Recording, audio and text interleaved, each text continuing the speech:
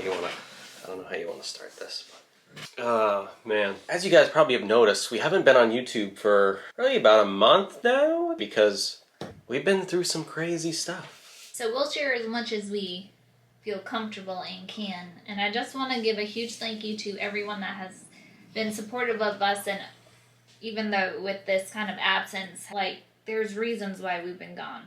Yeah. So in this video, we're gonna just like walk you through our whole like birth experience, and just when you think it's over, it's not. It gets worse. So it's been a wild month, but yeah, here it goes. Let's just 6 weeks. Let's just get right into it. Yeah, about 6 weeks now, actually. Yeah. Six weeks. During my whole pregnancy, it has not been the easiest ride for me personally. I was sick a lot. I didn't feel good. And you guys could probably tell, like in a lot of the videos too, like this summer that we put out, like Pam just wasn't herself. If I was even in them, I wasn't myself. Which is normal for pregnancy, but like we didn't really know what was going on at the time, and we're never gonna get answers until after the baby's born, because the default answer for like doctors is, oh, you're just pregnant. For like that's just what happens. You don't feel good. During my pregnancy, we're just gonna get this out real quick. There was a lot of things that happened. Some of you guys already know this. Most of you guys do know this. My dad passed away, which was absolutely horrible. We're not gonna really talk about it much, but we lost our beloved Catan like a week before the baby came. So, all right, let's just get past that. We're not going to go into any details there because it's just, we can't, but all right, moving on. We did want to like tell you guys that because you guys all know Catan. So it would be also like, we don't want to talk about it really, but it would be weird not to because he's like not around. So, and then you guys asking about him. So we just figured that we would mention that. So that was like the start of everything. So like 1 week. That was on a Friday. So not even a week, like 3 days before the baby came, we had to say goodbye to him. Well, yeah, on Friday, and we didn't know the baby was coming in 3 days. Right. So this is like a week out from the due date, but it was like literally 3 days before the baby came, which we'll get into. So we lost Catan on the Friday. That Monday, you had an ultrasound. Right. That Monday I had an appointment to check on the baby, which is the normal weekly routine checkup. Routine check. Yep. And what they did, Ryan was at work because it was just a routine one. That morning I actually told Ryan that I didn't want to go to the appointment. I didn't feel good. That's when they were just measuring the belly and, right. And then they just say, okay, we'll see you next week. Like you called me that morning, you're like, I don't even think I'm going to go. It's stupid. They're just going to check everything real quick, and it's just a waste of time. I just want to stay on the couch and relax. Yeah. And I knew baby was fine because baby has always been very active. That Monday, she asked me if I knew the position of the baby. I said, yep, he's head down. He's been head down for months. And she said, well, something doesn't feel right. And she's like, can I do an ultrasound? Which obviously, yes. So she just did an ultrasound. No, you can't. After you give me that news, just no. I'm by myself. My husband's at work. And I'm like, can I call my husband so he can be like on speakerphone for this type thing? And they told me everything over the phone. Yeah. And I was like, what? So she took the wand of the ultrasound. She didn't do a full thing. She just checked to see what was up top or facing up. And of course it was his little head. Mm-hmm. Actually, his head's kind of big, but... So he was now breached. So in the matter of like 4 days... A week out from due date. Yeah. We found this out. Yep, exactly a week. So that Friday before, the same horrible Friday with Catan, earlier that morning I had an appointment and he was still face down. So over the weekend he decided to just change it up a bit. Mm-hmm. At that point I was 39 weeks and they said that at 39 weeks if your baby is breech, which is when the feet are down, that they would have scheduled me a C-section. So she said that, well, and Ryan was on the phone for this, that I needed to go home, not move, try to do at the minimal amount of activity as possible, that they were going to try to get me in with a consult for a surgeon for the C-section. Because they didn't want her to go into labor now that we knew this. And because it's high risk. This whole time I was like praying to go into labor like every day. Yeah. Because I just wanted it to stop. And then you're like, no, don't come now. Yep. Because we're like, oh man, like what does this mean? Hang tight. Like we don't want him to... They said there was going to be more complications if he came out breech. They ended up sending me home and getting me an appointment, not that day, but the next day at 1 o'clock for the consult with the surgeon. And she said that I would probably have the baby either that day or the next day, definitely. And so I was really kind of like, oh, good. Now I know when this is going to happen. And I was thinking, oh, we'll prepare for his birthday and da-da-da-da-da. So 3 o'clock in the morning... We actually ended up sleeping downstairs just because they didn't want me to do additional stairs. Any activity, I was just supposed to stay put. 3 o'clock in the morning, our little bundle of joy decided to break his own water, or my water. I still don't know whose water it is, but it definitely broke. 3 a.m. And I just started yelling, Ryan, because he was on one couch, I was on the other. Completely asleep. I was, what? I can hear it on the floor, and I'm like, oh boy. This is bad. This is like exactly what they didn't want to happen. Like they didn't want you to go into labor. Worst case scenario. So it's like, you gotta be kidding me. Fun fact about water breaking is it doesn't stop. Yeah. So I called the hospital asking what to do. They said that they needed us right there because he was breached. So it wasn't like a waiting game waiting for contractions or anything. It was a get your butt there because they don't want contractions and him to start coming. We get to the hospital. It's like probably close to 4 now. And they're like, well, let's just check to make sure he's still breached. So they did a quick ultrasound, and yep, he was. So they're like, yep, you gotta do it all. We gotta do a C-section right now. So we're like, great. They had me on those monitors, and they were telling me I was having contractions. Yeah. And I was like, oh. We waited there for a couple hours, basically, before they even did it. Like, we went into the OR. Because they had to do like a COVID test and all that protocol, and it took forever to get the COVID results. Even though it's a rapid test, it took forever to get it. It seemed like forever. I think it was like 45 minutes when they're like, it'll be back in like 10 minutes. And they're like, oh, we're all set to go. And we're finally like walking to the OR, and they're like, oh, do we have the COVID results yet? And they're like, oh yeah, no, we don't. So we had to walk back to the emergency room. We get into the OR finally, and they're like, okay, well, we got to do your epidural or whatever it is, or your spinal tap. It was a spinal tap. They did an injection. They didn't like keep it like locked in me. And they just did a shot because they knew how much time they needed, opposed to keeping me wired up. Right. So it was just literally a shot, and then nothing was like left in my back. That's all I know. Whatever one that is. They wouldn't let me go in there when they did that for some reason. Like they wouldn't let me go in until like they're literally about to start. So I'm like, she has to go in alone. She's terrified of the needle. That was the part I was scared of. Yeah, you're like, I don't want to be paralyzed. And they're like, you'll be fine. Trust us. It's fine. And like, you're like, ah! And I can like hear you in the other, I'm in the waiting room area, and I can hear you in the other room, in the OR. And you're like, ah! And I'm like, oh, poor thing. And after it was done, I was like, oh, that was it? So anyway, they basically just do the surgery. It took probably about like 15 minutes. It didn't take long at all. They got him out. He was crying. Everything was good. I hated it. She was like freaking out the whole time. I hated the sensation of my legs being numb and really heavy, and I couldn't move. She's on the operating table. She's like, no! I'm like, calm down. You're gonna like make things worse. He had to hold me down. Yeah. And my hands, I don't know why, but my arms were shaking like. And you were like coming in and out of consciousness. I'm like, stay awake. I'm like, is this normal? The anesthesiologist like right here, like in like above our heads. I'm like, is this normal? They're like, yeah, she's on a lot of drugs. I'm like, what the heck? And probably should have just knocked me. If I was knocked out though, like they would have consciously sedated me or whatever it is. Ryan wouldn't have been able to have been in the rooms. When he was born, Ryan just kept saying, he looks just like me. He has a lot of hair. He looks just like me, babe. He has a lot of hair. And then he goes, oh my gosh, he's peeing. Oh yeah, he has a lot of hair. Like he was squirting. Yeah. And I just was looking at Ryan. I didn't look at the baby. But baby's born. Like everything's great. He's healthy. All amazing. Fingers and toes. All fingers and toes. Like everything's perfect. Initially, you felt a lot better, right? Yeah. Like you felt pretty good. Like you were eating that day and feeding him, and like everything was good. I could really eat. You could eat finally, yeah, and. You were still on like some pain medicines and stuff. Everything was great. So we were there for like 2 days, and they let us go. Usually it's like 3 days when you have a C-section for recovery. But we were only there 2. They let us go home because she was feeling okay. And the baby was fine. And then... I was on over-the-counter That is not where the story ends, folks. No. That was like the easy part. Yeah, that was the easy part. So we thought everything was great. We come home. On a Thursday. And then what?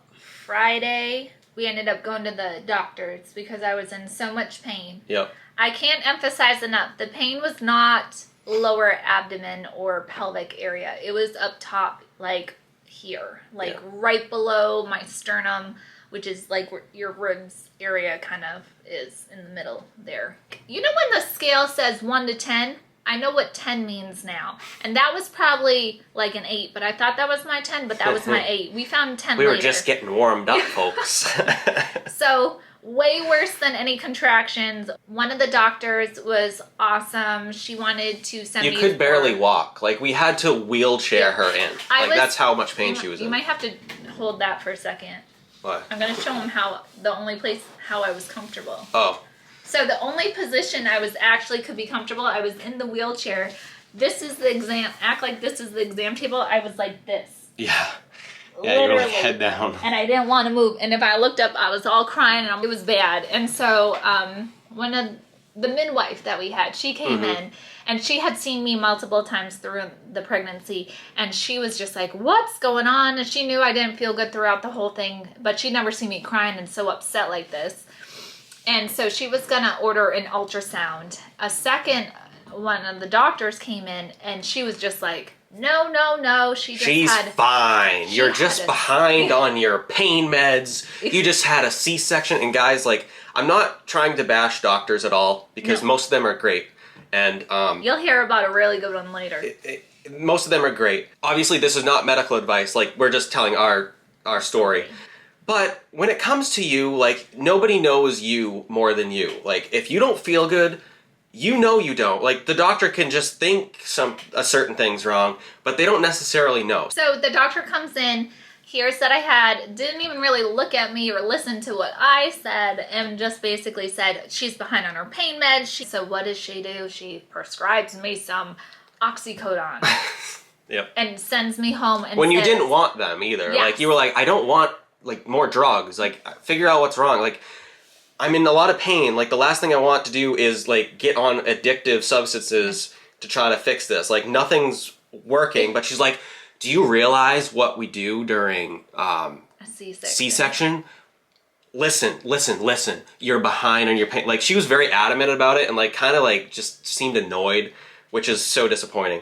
But, yeah. So, anyway, they prescribe her more meds. We go home. We get the medicine. We come home. And then you took some and... What? I felt better. Like, I didn't feel the pain. So, I don't know when I was done with that. Was that Monday I was done with the medications? Or, like, maybe Sunday night? Mm-hmm. By Tuesday, or Monday night, I think I got sick. I was vomiting. Tuesday was a whole nother story. I was so sick in bed. I don't even think I got up that day. If I had anything, I would vomit. My stomach hurt, like, immensely. I was crying. We were getting ready for bed. Granted, we have a newborn too during this whole process, which is new to us. We've never had a baby, but you can't just leave a baby.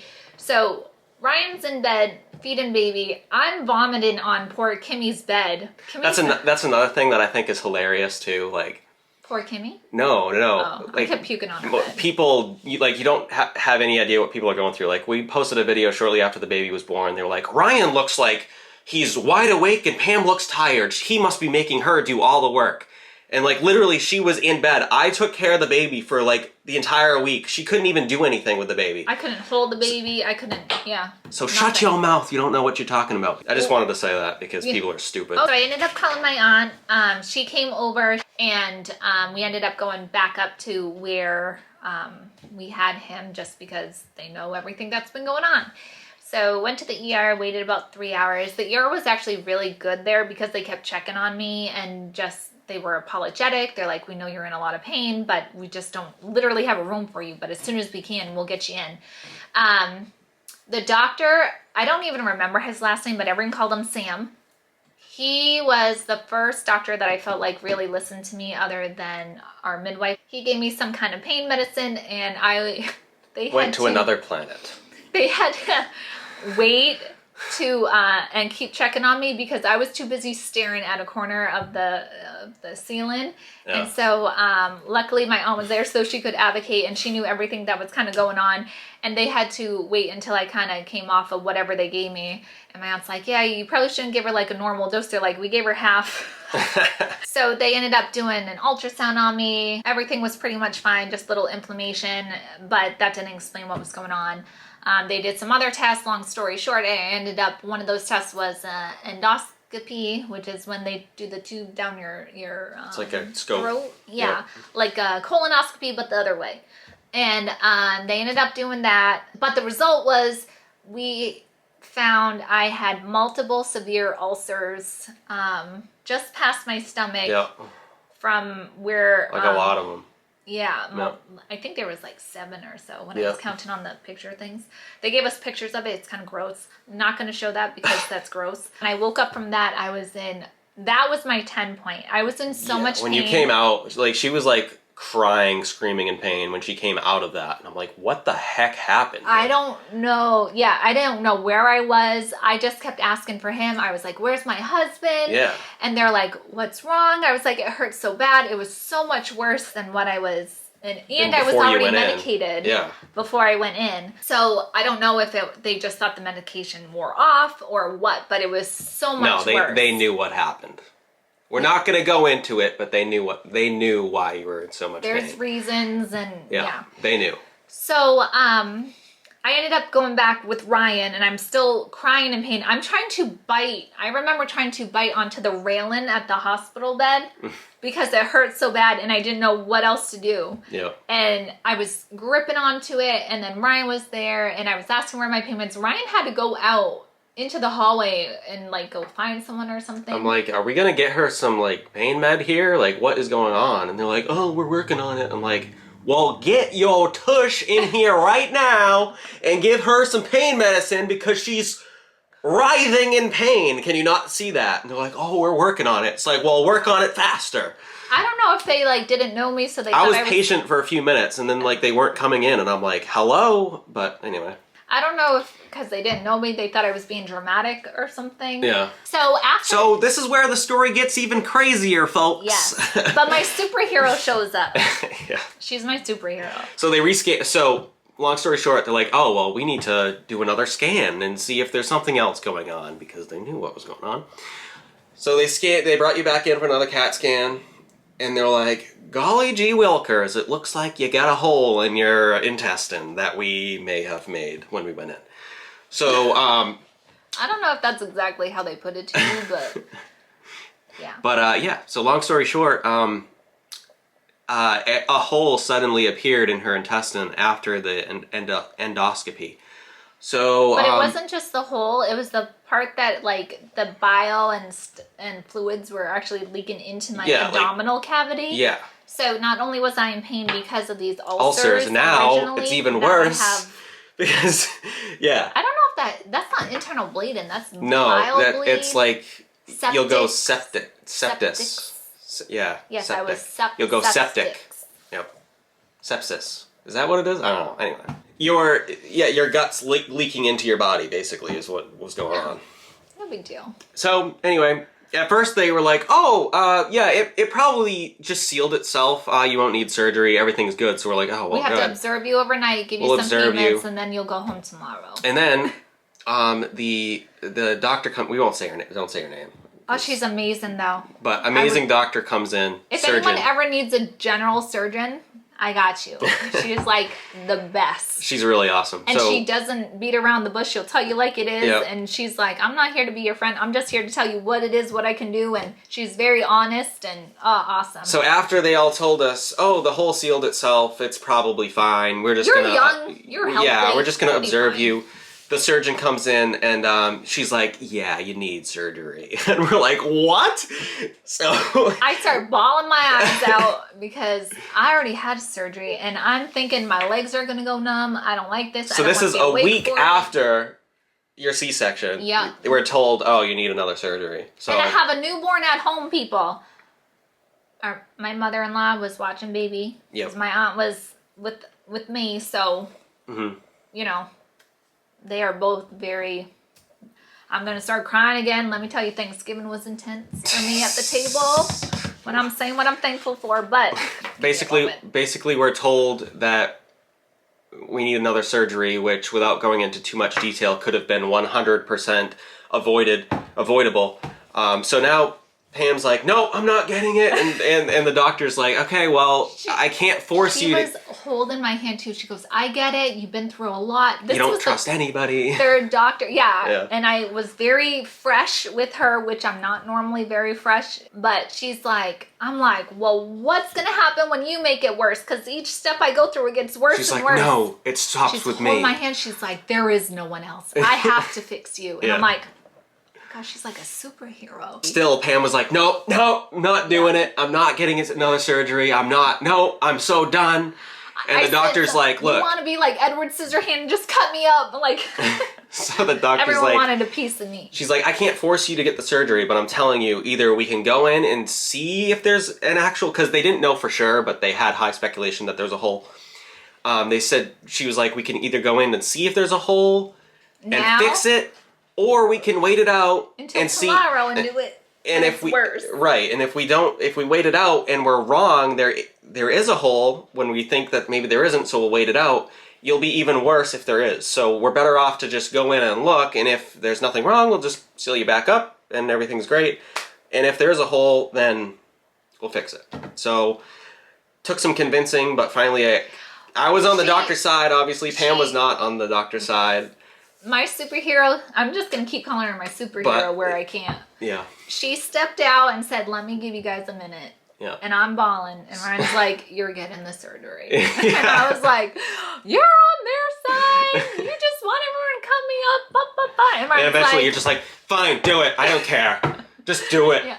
Just get it done. No, you need this. Like, you can die if you don't have this. I don't care. You need this done. Yeah. And I was like, bah, bah, bah. And he's like, you have a baby at home. And then I'm like, fine.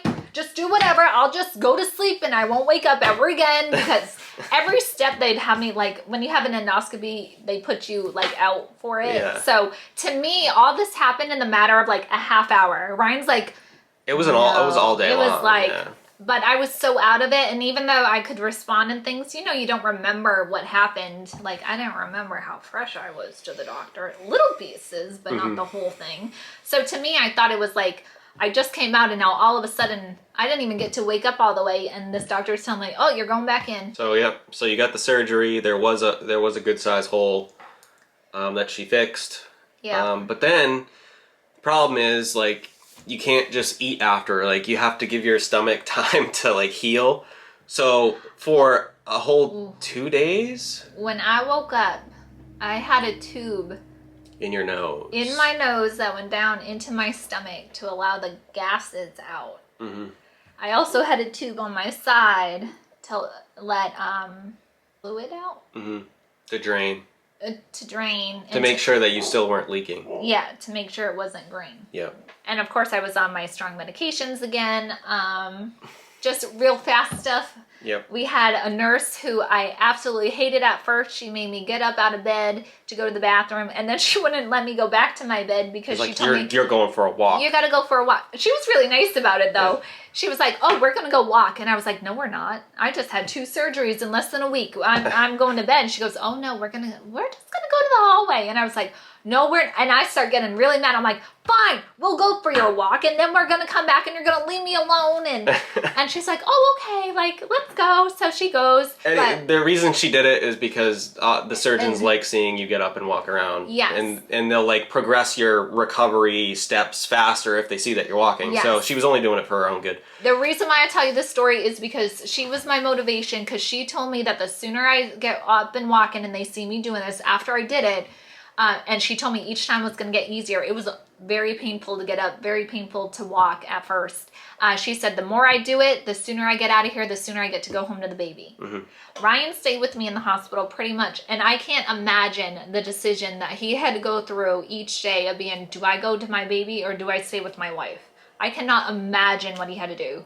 I just, to do that is crazy. He did get to, I shouldn't say he did get to, but you did go home sometimes, and then you'd be here for a little bit, take a shower, hang out with baby for a little bit, and then he'd be right back with me. And usually that was times when the doctors were going to be there, or I had other things that I had to do at the hospital, or when I started to get hungry again, I didn't want him to eat in front of me because I couldn't eat things. I had to be on no food for a while, and then liquid diet, then a full liquid diet, and it was like the slow progression to see if I could actually eat again. So after the surgery, we were in the hospital another 5 days. And this is right after our baby's born. Like, we literally didn't have, for the first 2 weeks of his life, we weren't really around.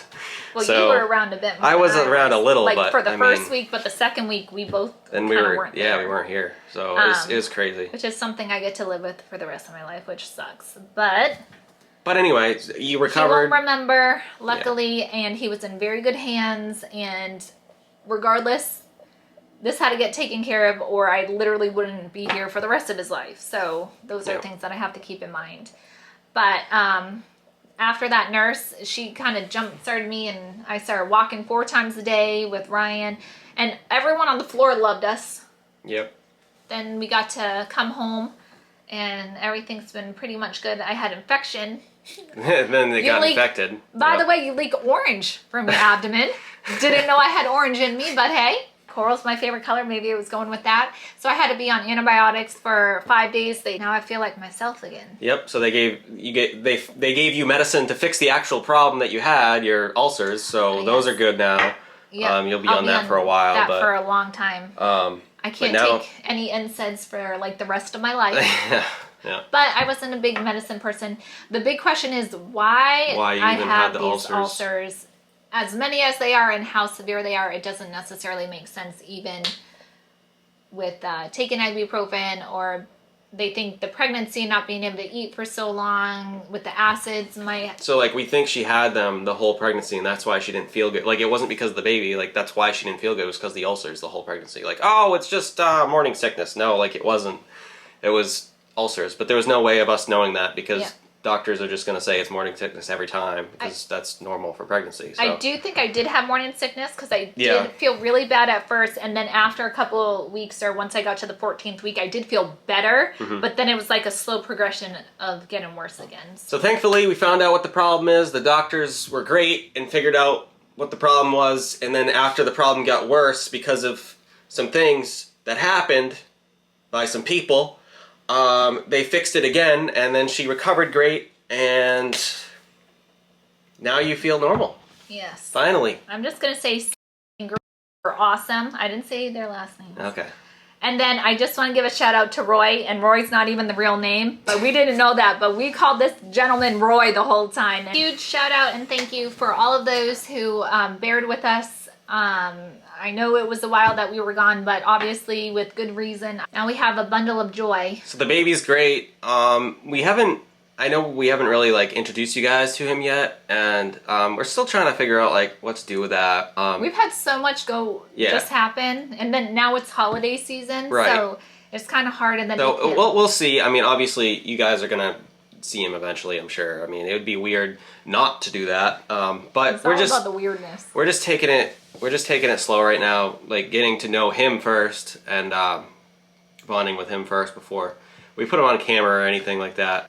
Oakley, our other cat that nobody sees, absolutely loves the baby. Yep. It's the weirdest thing. He comes out all the time for the baby. He wants to touch the baby all the time, have his paw out on him. Doesn't like us, but loves the baby. Yeah. Anyway, that's our birth story, our crazy one. It's pretty wild, and we felt like it would be something worth sharing. And it would be weird not to talk about it. So, hope you guys enjoyed the video. What else? We probably won't Hit the thumbs up. Subscribe. In the comments and stuff, feel free to comment whatever you like. Yeah. Don't, please. It took us a long time to obviously do this video, so if you start asking specific questions and stuff, we're not going to answer them. Yeah, don't be surprised if we don't, because these are things we don't want to relive. I don't want to relive it. I'm good with it. But just, if you have questions, watch this video again, and if it doesn't get answered, it's probably just going to be one of those things that... It'll be a mystery. You can fill in the blank as you like. When are you going to have another kid? We're not. I am not going to carry another child. We never were going to anyway, but now with all this, like, you can probably understand why we don't want another kid. Yeah. Keep dreaming, you crazy little dreamers. I'm still not going to have another baby, but maybe. Not?